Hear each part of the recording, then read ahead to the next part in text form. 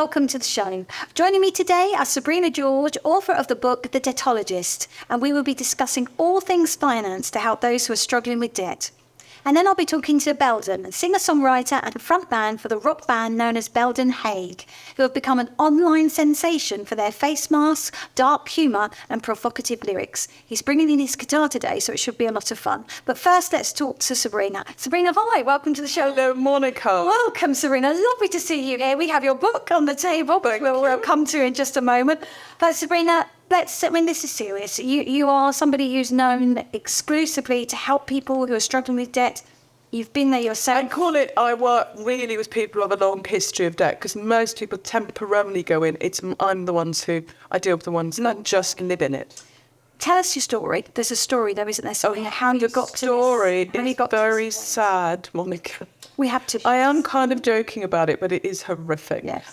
No, I used to work in the theatre, and I was getting broker and couldn't understand it. And I thought I was brilliant. I thought I was managing money really, really well.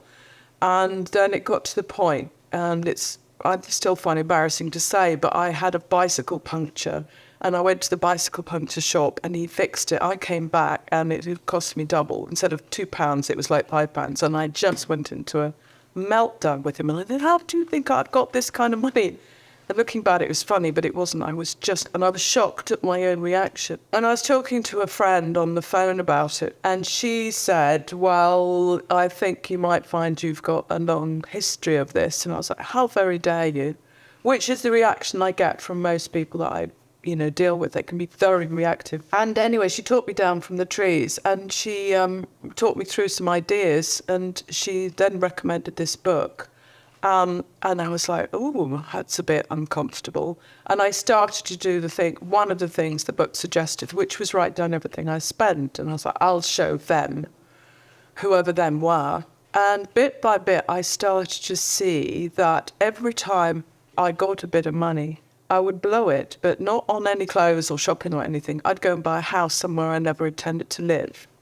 I would, buy a car that I wouldn't pay the £40 to get it checked out, to find out it was completely, I blew one up on the Severn Bridge. That was embarrassing. And these are sort of things where I was just blowing money. And then I started looking at my earnings, and there was no way, even had I not done that, even if I hadn't done that, I could live on it. And I started reading more and more and more about different people's attitude towards finance, and the big stars in America, all of whom are saying, how to be a millionaire. I didn't want to be a millionaire. I am today, but I didn't want to be one. I was just like, I want to stop this horribleness.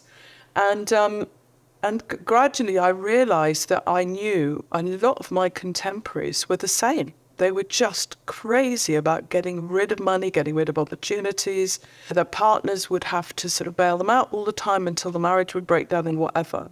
And I started to realise it's a thing. It's a thing.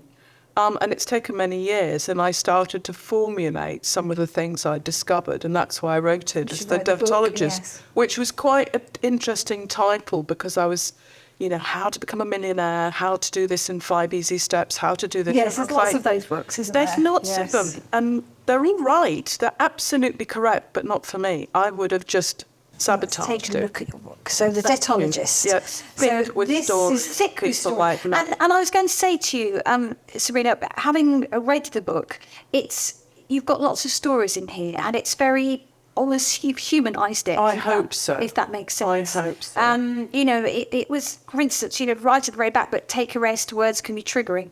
But you've really gone through the experience, because you've been there yourself.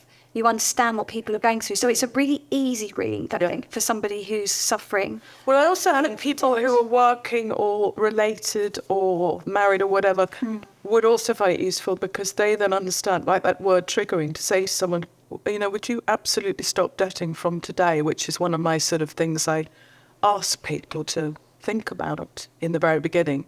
And the reaction can be explosive. But when you go, I just said, stop spending money you haven't got. When did you realise, Sabrina, from your own personal experience, that you wanted to share this and help others? I started to get swamped by people asking me how I did it. And they would, they'd say, I'm in a terrible state, I want to kill myself. And I go, would you write down everything you spend every day? This fury would come out. I go, well, that's what I did. And bit by bit, And I started to find that if they did the same things as I did, they started to flourish.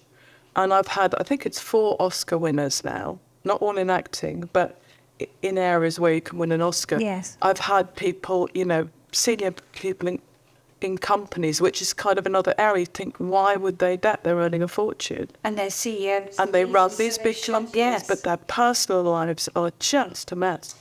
So yeah, it gradually came up, and then I decided to write a book, and I thought, I can write a book. And I realised I had no idea how to do that. So I took, I think it was the top 10 self-help books. Yes. And I thought, well, that's what it is in a way. Yes. And I thought I'll find the format in that. So I went to this, it was almost a cave in Tuscany. I went there because it's lovely and cool. And I just went through, I was almost flicking through them. And then I found this book called Run, Fat Bitch, Run, which was a top seller or something. And I thought, I love the shape, the way she'd set everything out. And that's what I started with. It's changed dramatically from that. And then, I know stories are much, much better than... Well, as I say, yes, exactly. I think, especially if you say to someone, particularly someone in debt, then you've said that yourself. No one really wants to admit it. I think that's the first thing, isn't it? Would you say that actually? It was when people come we'd even got the language missing it. Yeah, so really, we can't even find the language to admit it. When I start explaining to people, I call it an illness of vagueness. How much do you owe? I don't know. How much do you owe? I don't know. How much do you need? I don't know. What do you want to do with your life? It's very true. And it's this wonderful fairy tale land that you stay in where you don't have to do reality. When I say, and this is part of the reaction, when I say write down how much, coffee, pair of socks, whatever it is, that brings that fantasy world down to reality. And that is horrible when you've been living up there. Yes. And you can actually find a way of doing both. I'm a very good fantasist. But it's bringing that down to reality that is so hard and so painful, and people generally will fight like hell not to do it until they're in so much pain there's kind of no alternative. And I'll sometimes say that to that. I'll say, look, I'm going to say something so outrageous you're going to want to kill me. What? And you go, write down everything you spend. Is it funny how that causes such a reaction? I don't find it funny anymore. I expect it. I thought, yes, because they're like an older with this sort of arm and clay, and I go, I know what they're going to say. But once they've done that, though, is there then kind of a realisation for them? part of it, they often don't know because they're so emotionally attached to what they're doing. They don't actually see it with a cold light of day. And when I look at them, I call it their figures. And I say, wasn't it interesting on Friday, you were on 6 separate occasions, you bought a pair of socks. You've got a sock thing? And they go, no. I go, well, that's what you've written down there. And they go, really? And I go, were you trying to get rid of money, or were you trying to find, and you could unpick it because they've written it down. They're not arguing with it. And I just go, isn't it interesting is how I approach it. And one lovely girl, I think she's in the book, and she was obsessed with how much money she'd spent on chocolate. And she was very slim. And she was chain smoking. And it worked out. She was spending £60 a week on cigarettes and £3 on chocolate. And I said to her, wow, I think you should double the amount you spent on chocolate. And let's see what happens. She went away so delighted. This was just amazing to her. When she came back, she'd literally halved the amount she was spending on cigarettes. And that's when often people can feel the emotional shifts that start to happen. And this happens in work, this happens in people's private lives, social lives, the amount of people who put on such an exhausting front about how they present themselves. Yes. And when you sort of look underneath, you find the underwear's grey. It must be so satisfying, though, for that person to suddenly realise it. That's what one would think. And that would be someone, I think it's the point when they either pay off their last bit of debt or when they're what I call solvent, when they're actually managing their debt now. And that's what happened to me. I paid off my last bit of debt in 97. I virtually had a nervous breakdown. I went into, well, what do I do now? Because my debt was my thing, yes. So I try and help people to plan for that to happen. They don't know I'm doing that. Yes. But I have this area of spending called the pink area, which amuses the boys.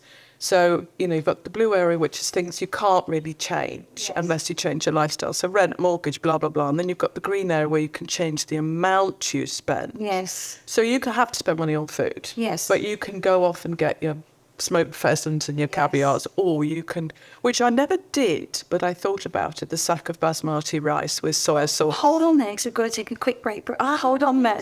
We're just going to take a break, so come back and join us in just a minute.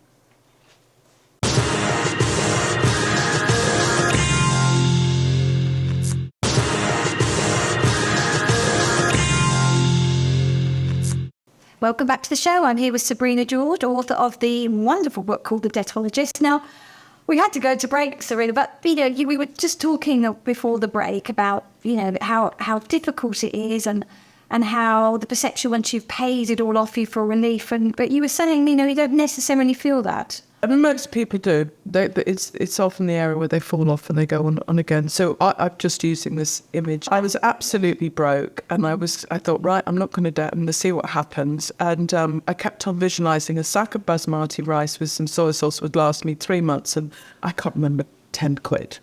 And I thought, well, if the worst gets to worst, I'll do that. So the amount you spend on food can be very variable, and a lot of people, I've got an illness, I've got an allergy, whatever, so they have to have really expensive food. And okay, you crack on and find the money for that. So anyway, this is one of the things. And then I've got the pink area and and I still haven't got the right word for it yet, but I've got a sentence. It's the things that serve no other purpose than to give you joy. Now, you'd be amazed every time I come across them. There's nothing in there. Nothing. I had a millionairess in Hawaii. She lived in Hawaii, and she had pages and pages of stocks and shares. She was so wealthy, and she was asking my permission to Hawaii to spend, I think it was $5 on a scuba diving mask. Yes. And that was the only thing in a pink area, and I was like, oh, typical. So when you say, holidays for yourself, not going to visit Gran in Scunthorpe in a caravan, no, a holiday for clothes that you just want to wear because you're going ballroom dancing for the first time in your life, all these different things which serve no other purpose, flowers. I would only have flowers in my flat people visited, because I wanted the perception to be that anxious sort of. And I was like, what about getting flowers for yourself just to look at? Nice perfumes, these sort of things, they would be pink, but they're unique to everybody. And what's interesting is people start to get to grips with what's really going on underneath. They find that quite painful. I can imagine. I find that quite painful. I've got one at the moment, and she said she's crying about every 3 days at realising what she hasn't done. I mean, look, the world at the moment is a very unstable place, I think it's fair to say, globally. But here in the UK, people are really struggling, aren't they, at the moment, with the cost of living crisis. And they're struggling to buy food, pay their rent. Is that something, do you feel, we blame the government a lot? But it is a lot. I can see your reaction. I find it very, very difficult to talk about politics and government because I don't really know. But what I do feel, I'll use that word advisedly, feel, is we have no statistics on personal debt. We have no statistics. Whenever we talk about personal debt, they actually mean mortgage and leasing a car at the same time. For me, personal debt is the one that's away from the mortgage. Student fees, the government will always get their money back, the unsecured stuff. And what I find interesting is this country has probably, again, there's no statistics, I'm straw in the wind, a massive use of credit. I mean, massive. And credit isn't really credit, it's debt. So almost everybody thinks that's normal. America's the only other country where I've seen it that extreme.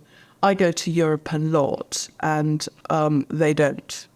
And so for them, when times are hard, they literally grow some vegetables in the back. Dig deep. And it's just cut back.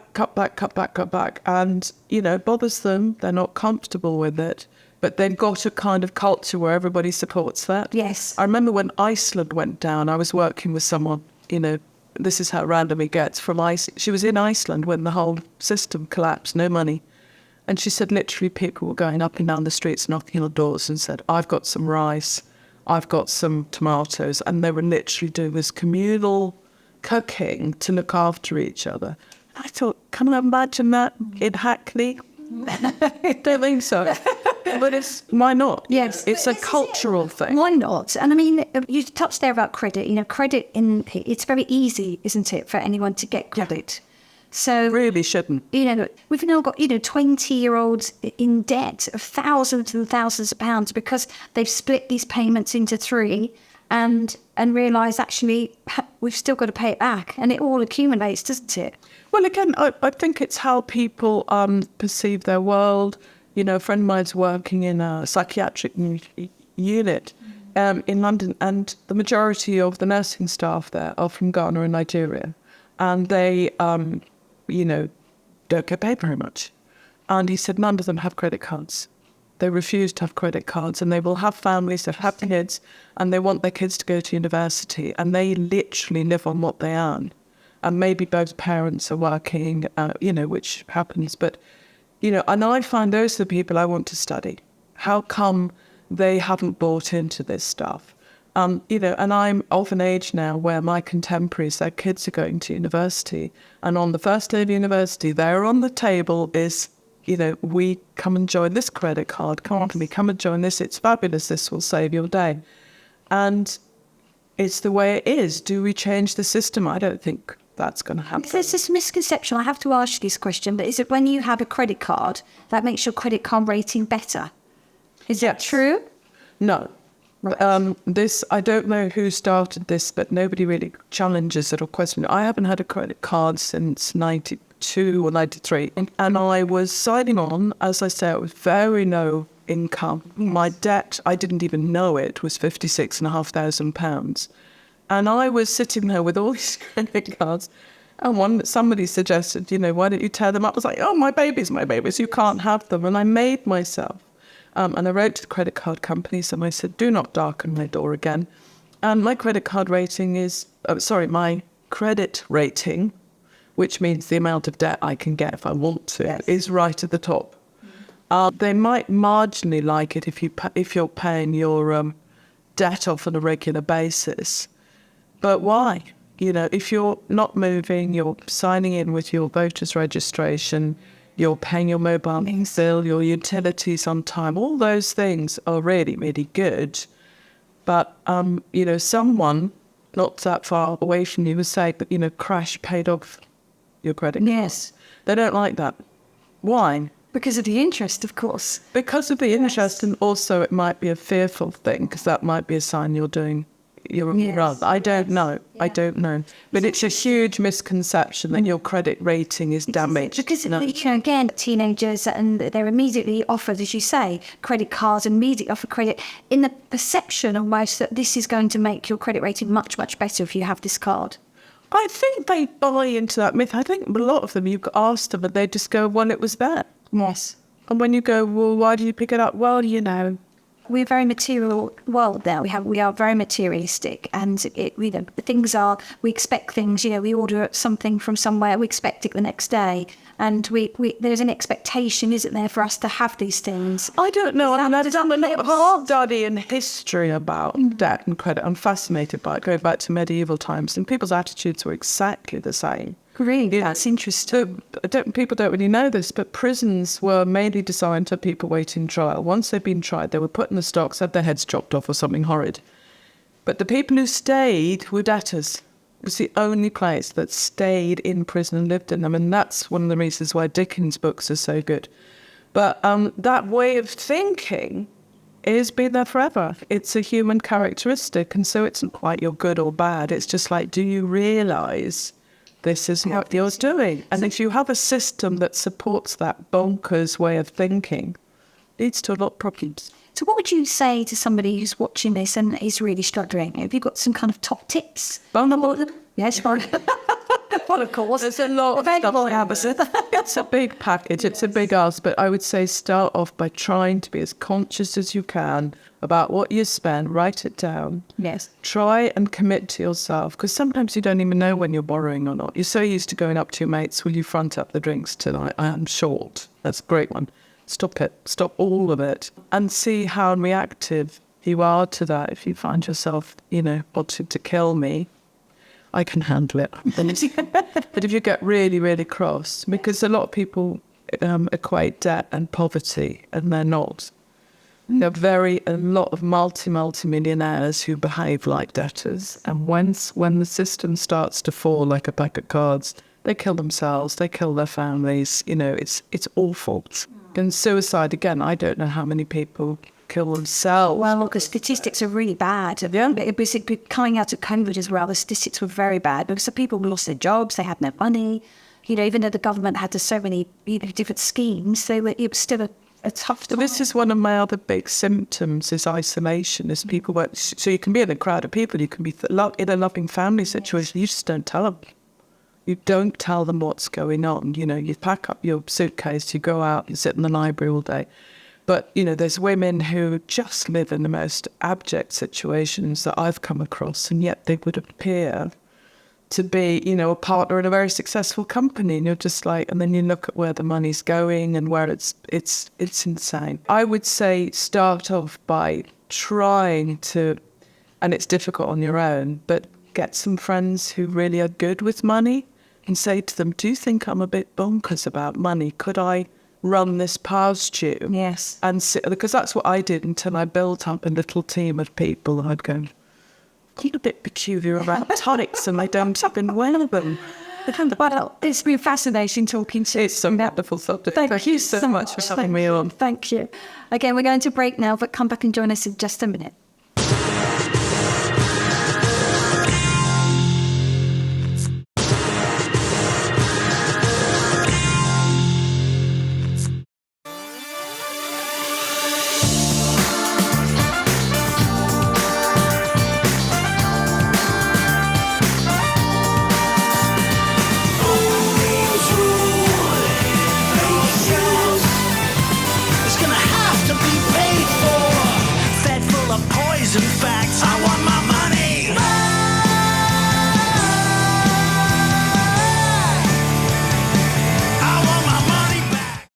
Welcome back to the show. Joining me now is Beldon Haigh, who have become an online sensation, as I told you at the top of the show.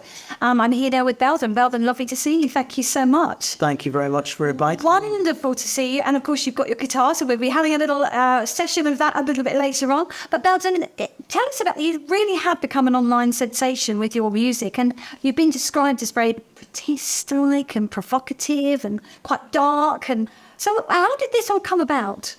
I think from my songwriting point of view, I've always liked to tell stories through the songs. And I think the whole world started to go particularly nuts around about 2017. And it was almost like there was a train wreck coming, and you could almost see it in slow motion coming over the hill. And it sort of coincided with a time in my life where I was feeling, I don't know, it seemed to be at the right time for me to express myself through song at that time.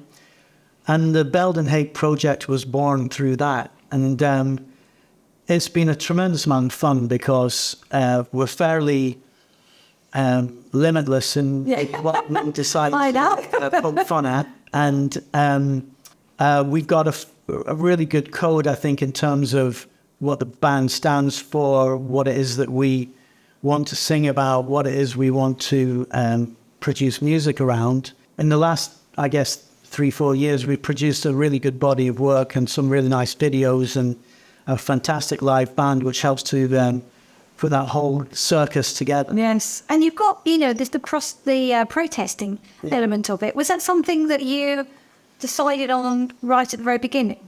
I think I wrote my very first protest song was about 10 years old. I'm clearly a lot older than I am, right? So I think that, if you're a poet or if you're a songwriter or whatever kind of artist you are, you know quite early on what you want to express through your music, or through your art.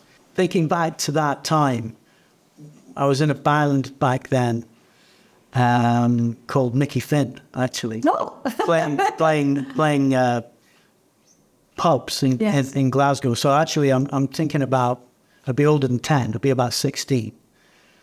And we would take this kind of theatre into the pubs, So we would enact scenes within songs as well, so that the song might sort of break in the middle, and we would deliver something which would be more like a play or a scene from a horror movie or something like that, or I would chase somebody from the band around the stage with a big full max or something.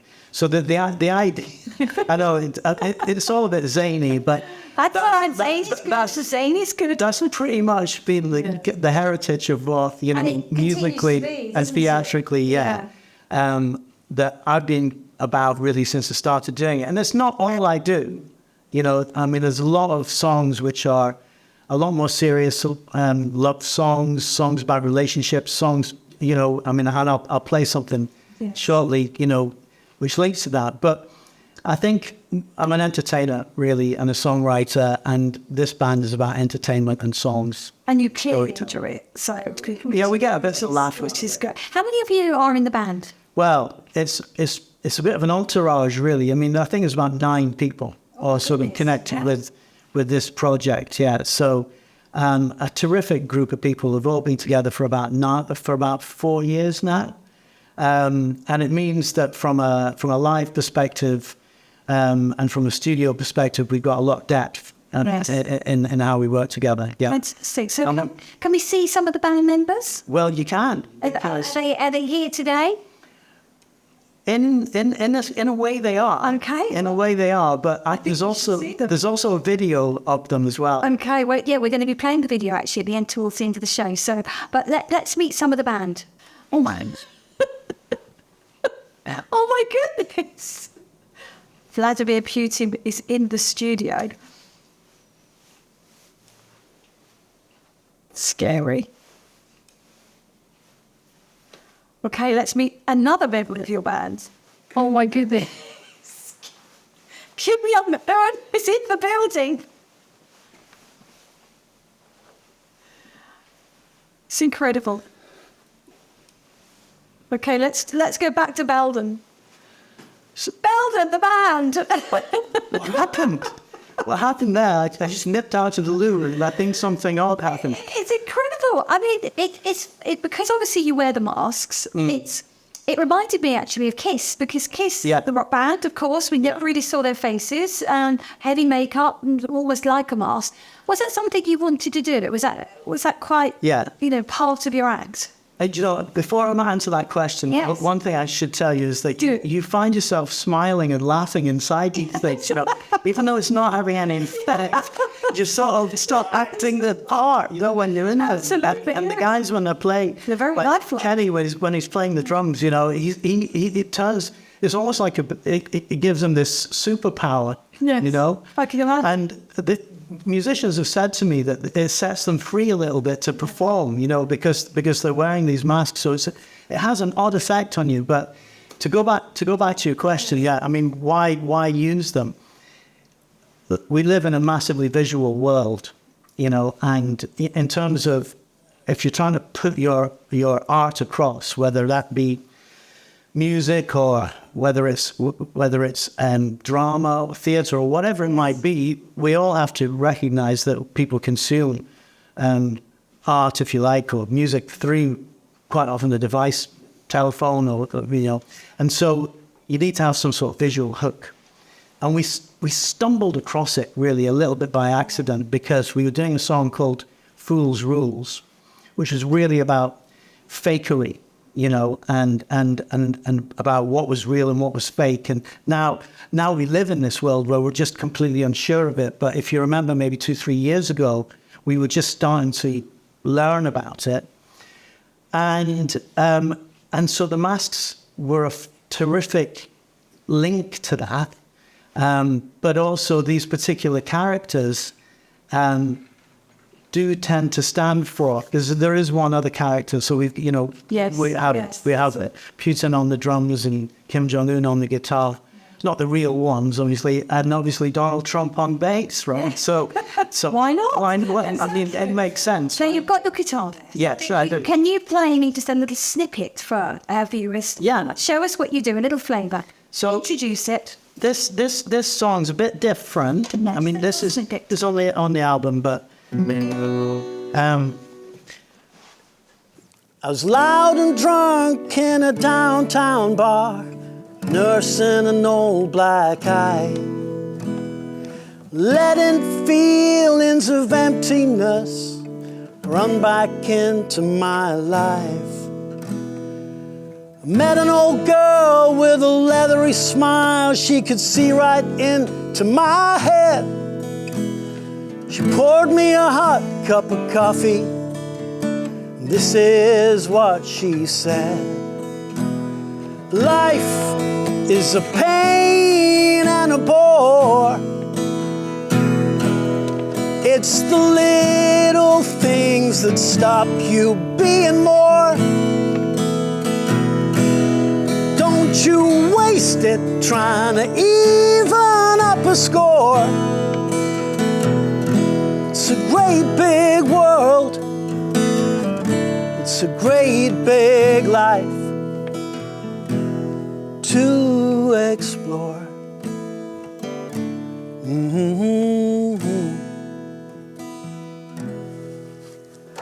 Lovely. That's right. Now, that song is on your last album, or is It was out in September. It's called Old Black Eye. It's a song about...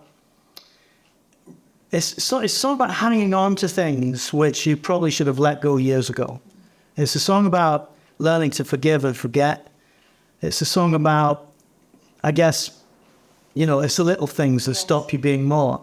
And I think that's something I'd like to say, you know, what we're about as a band is not all about, you know, politics and protests and that type of thing. It's about, the band's really about unity and the things that bring us together. And it's really, we are about hope. Yes. You know, and so it's not purely about moaning about stuff. It's about, you know, thinking about how you can move forward and how we can unite people. fantastic. Well, Lisa's staying with us. I'm going to take a quick break, but come back and join us again in just a minute.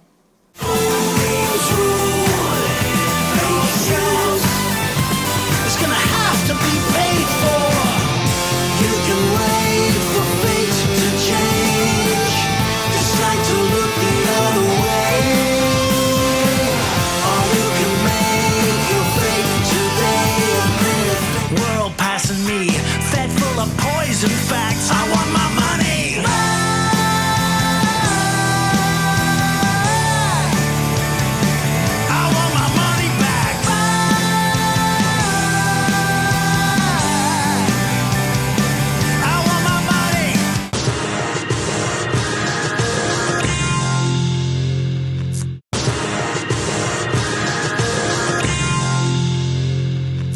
Welcome back. I'm here with Beldon Haigh, and if you can see Beldon, you're fantastic. Thank you so much for performing, and we're going to be hearing some more of Beldon at the end of the show.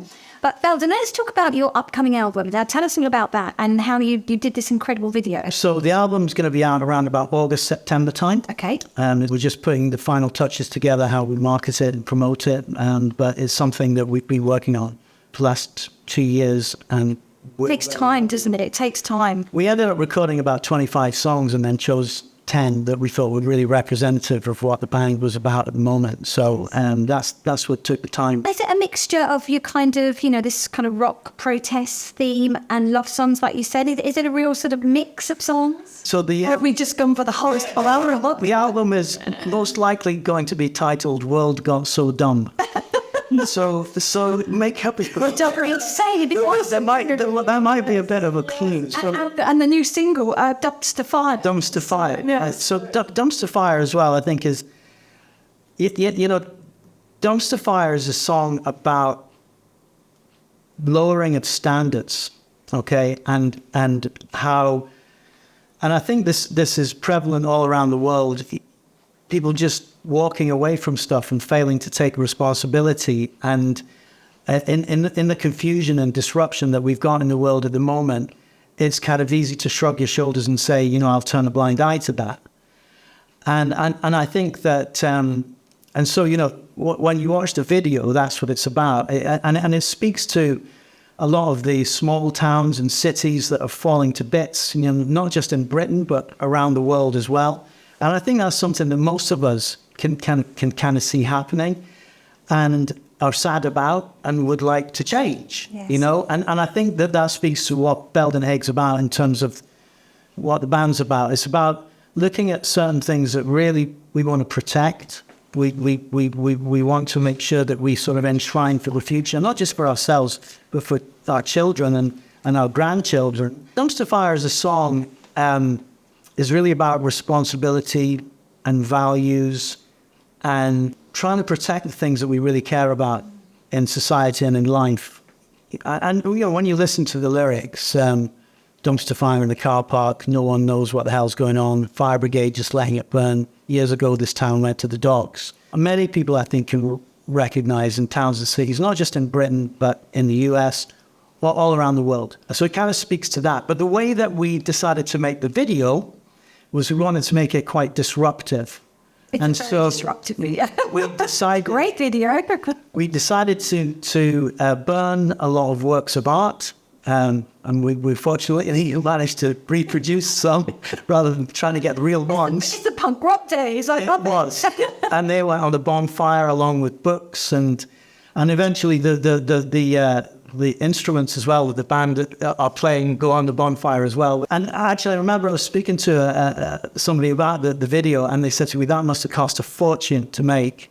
And I can tell you, it did not cost a fortune. We had a very helpful local farmer who helped us with the bonfire. Correct. He provided 40 litres of diesel fuel as well, which came extremely handy on a wet January evening. Yes. And it was a lot of fun making that video. Yes, it looks it. It looks it, Beldon. I've seen the video, and it is a great video and a great song as well. And do you think going forward that your songs are going to, you know, still be like this? You're always going to have this sort of, I don't know what to call it, an underscore of protests and kind of, not necessarily protests actually, just of making points about things that you feel passionate about. We aim to provoke a reaction. Yes. Yeah. Hopefully, by provoking a reaction, we get people thinking, what's that really about? And do you think that will appeal to all ages? I think it does. Yeah. We don't tend to think too much about how something, believe it or not, is received. It's more about, do we think that is going to be fun to do? Do we think it will provoke people? Do we think it will provoke a reaction, provoke a response? And is it legal? And do you think that's why it has been so popular online? Yeah. Do you think that's the reasons why? All those reasons you just said there, because it does provoke a reaction. It makes people think about things. And we're not doing it for any gratuitous reason. You know, I mean, I think we're quite careful in how we put the messages across, and we're quite responsible. Even though we've just set fire to lots of things, you know, I think we did it in a fairly responsible way. We get a lot of compliments around the fact that we are trying to stand up for something and make some serious points in all of this. And I think, does the world need that now? No, more than ever. I think there's so much clutter and noise and nonsense and silliness that we find ourselves talking about. The band contribute and collaborate to the whole process.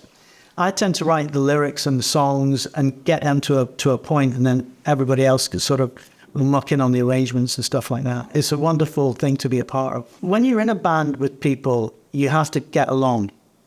You know, you have to be able to speak honestly with each other. You have to be able to motivate and support each other. You've got to be able to give each other a hug. You have to be on the same wavelength, because you spend a lot of time together, and there's an energy as well when you're creating things together. And if you want to get the best from each other, you've got to have a rapport. You've got to have a relationship, you know. It's been fascinating to talk to you today. It's been an absolute privilege. Thank you so much. Thank you so much. And we're going to listen to your beautiful new single, Dumpster Fire. So would you like just to introduce it to NLP viewers? This is Dumpster Fire. I want to say a really big special thank you to everybody that helped us produce this on that cold night in Denny Head, up near the quarry. We'll never forget it. And thank you so much for all your help. And thank you, Monica. And thank you to all the viewers. I hope you really enjoy this. Thank you, Beldon. That's great. Right, that's it for today's show. Thank you so much for joining me and to my wonderful guest today. And of course, we're now going to listen to Beldon Haigh.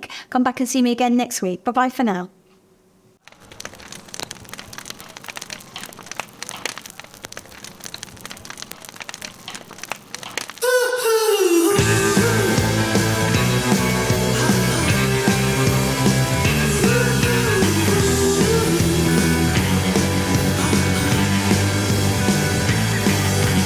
Dumpster fire in the car park.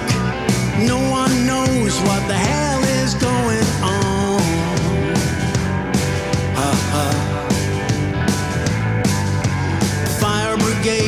just letting it burn. Years ago, this town went to the dogs.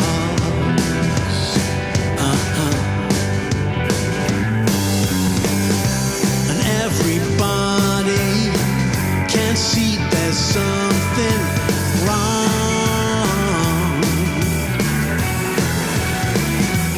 They say, we tamed the bad wolf.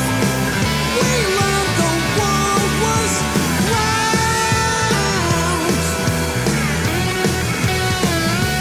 Now we just turn a blind eye. We burn the whole world down. Burn it down. Burn it down.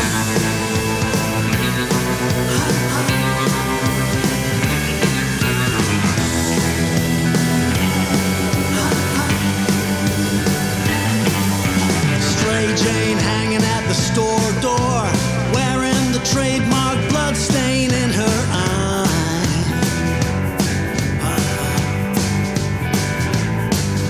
Her sister says that they tried so hard to tell her, but she's never gonna change her